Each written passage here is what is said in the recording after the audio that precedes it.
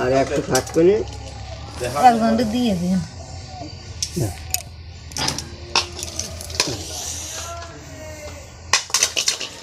মৌসুমির মাছ 30 টাকা। মৌসুমির যে মাছ দিলাম হলো এই করে যে অমলে বনে দেখি 100 অমলে বনে 100 করে নেয়। লাঠা মাছ এখনো বড় হয় নাই অত না, এতে বড় লাঠা পাওয়া যায় না। না ওরা বসি দিলে পাওয়া যায়, আমাকে তো বসি দেয় না।